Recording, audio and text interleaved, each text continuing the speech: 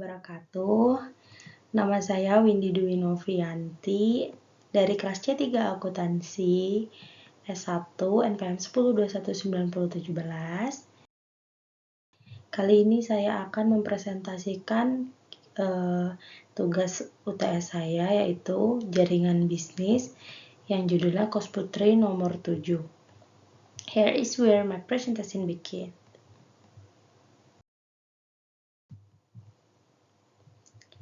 Ini profil dan sejarah dari Kos Putri nomor 7.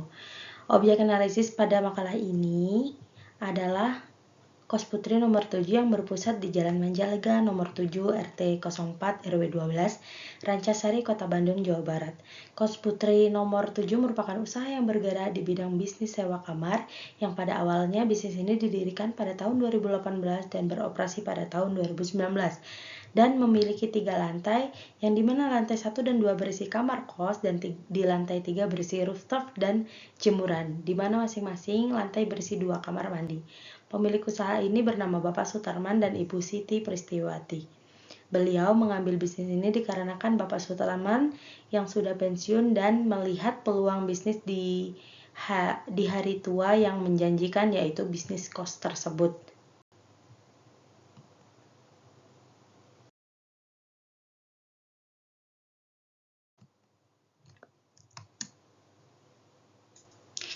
Kita lanjut, ada organisasi struktur atau struktur organisasi. Yang pertama ada Pak Sutarman sebagai owner. Owner adalah pemilik atau yang berinvestasi dan menjalankan sebagai pendiri suatu bisnis. Adapun tugasnya owner ini adalah memimpin bisnis untuk peraturan dan bertanggung jawab untuk kegiatan pengembangan strategi bisnis.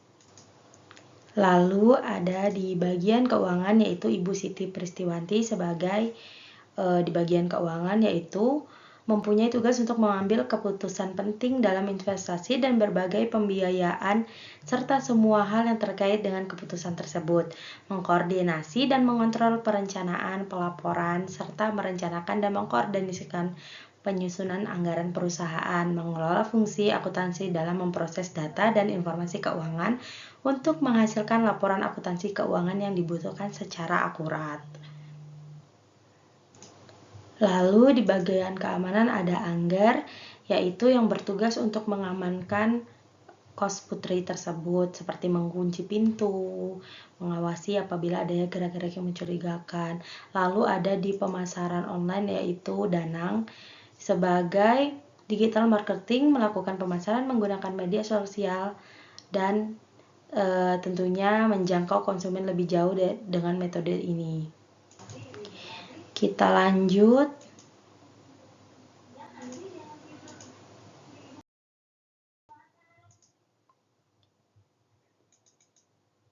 Ada marketing step. Yang pertama itu membuat sosial media.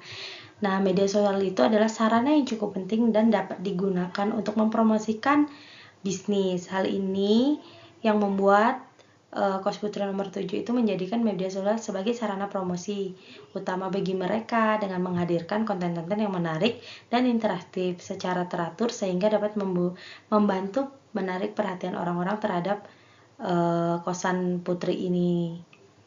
Lanjut, yang kedua ada beriklan online. Iklan online itu bisa sangat efektif untuk menjangkau audiens yang lebih luas. Hal itulah yang dilakukan oleh Kos Putri nomor 7 ini untuk menjangkau orang-orang yang berada yang lebih jauh dalam jangkauannya. Lalu yang ketiga ada menentukan target pasar. Nah, menentukan target pasar itu apa sih? Ya, itu adalah merupakan langkah penting untuk memasarkan produk. Tapi karena ini bukan produk ya, jadi ini memasarkan sebuah jasa, yaitu jasa sewa kamar atau layanan. Target pasar adalah kelompok konsumen yang paling mungkin tertarik dengan produk atau layanan yang memenuhi persyaratan tertentunya, seperti umur, jenis kelamin, pendapatan, minat, perilaku, dan menentukan target pasar dilakukan oleh Kos Putri nomor 7 untuk memastikan jasa tersebut itu terjual sehingga kebutuhan konsumen dapat terpenuhi. Kita lanjut.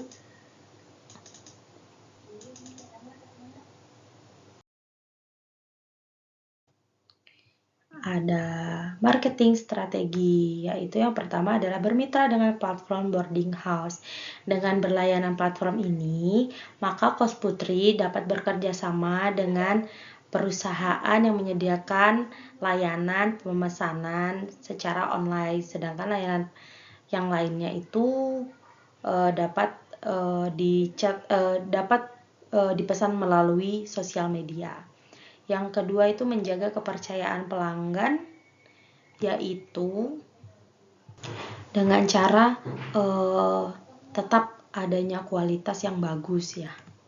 Yang kedua mempertahankan servis yang bagus. Nah, apabila kita melakukan dengan servis yang bagus, maka konsumen-konsumen ini akan memberikan respon yang baik pula dan dia puas dengan pelayanan kita. Kita lanjut.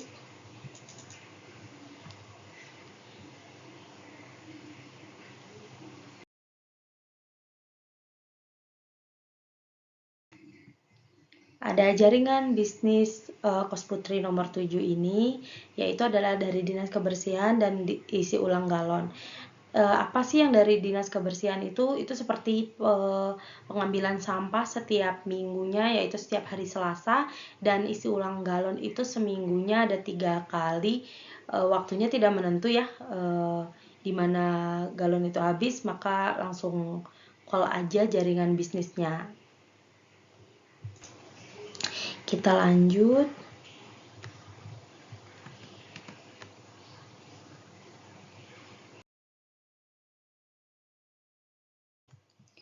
Ada strategi memperluas jaringan bisnis. Yang pertama itu ada komunikasi yang baik dengan konsumen. Apabila komunikasi kita baik dengan konsumen, maka akan terjadi feedback yang baik pula. Mereka mungkin bisa memasarkannya. Jadi kita dapat feedback yang baik. Yang kedua itu ada memperbaiki relasi dengan memanfaatkan lingkungan sekitar.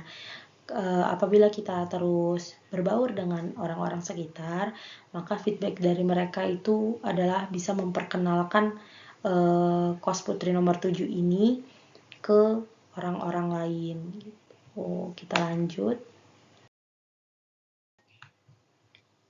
Memelihara jaringan bisnis. Yang pertama itu menjaga kepercayaan antar perusahaan dengan mitra, yaitu bisa terus berlangganan ya, mempertahankan stabilitas dan kualitas, yaitu bisa menstabilkan harganya, kualitasnya, kebersihannya, seperti itu.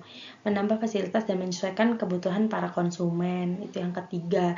Seperti contoh itu menambah wifi, jadi itu bisa menyesuaikan kebutuhan para konsumen, terutama anak-anak kuliahan yang berada di Kos Putri nomor 7 ini.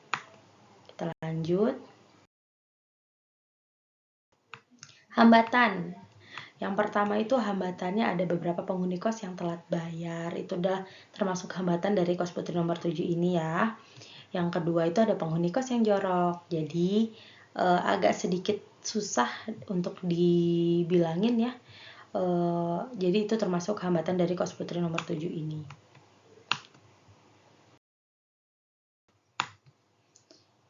Upaya membangun jaringan bisnisnya itu yang pertama mengingatkan penghuni kos apabila ada keterlambatan membayar. Jadi kalau ada yang terlambat membayar, ibu kosnya, bapak kosnya itu akan mengingatkan kembali mungkin seminggu setelah keterlambatan dalam membayar ya. Memberikan edukasi peringatan itu adalah untuk orang-orang yang lupa akan kewajibannya untuk membersihkan kembali peralatan ataupun sampah yang mereka tinggalkan.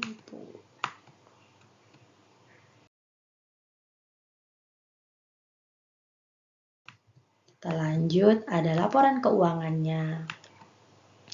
Di sini ada di bulan Desember, Januari, Februari, yaitu hasil penjualannya itu habis ya, yang bulan Desember sama Januari, dan Februari itu sekitar 8 kamar doang. Biaya tetapnya ada 110.000, yaitu galon 25.000, gas 25.000, galon 60.000, gas 25.000, sampah 25.000. Langsung biaya lainnya 20.000, labanya 6.370.000 dan targetnya 6.370.000, yang dimana target Desember dan Januari itu mencapai target, namun di Februari tidak mencapai target karena ada beberapa yang telat bayar.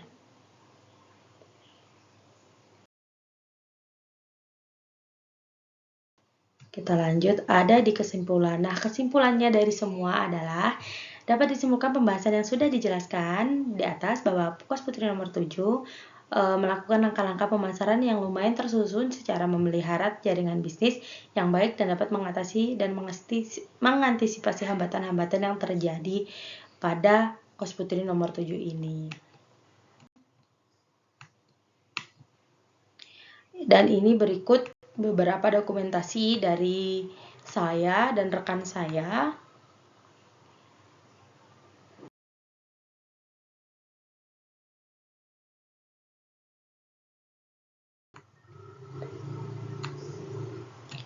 Terima kasih. Sekian presentasi dari saya akhiri. Wassalamualaikum warahmatullahi wabarakatuh.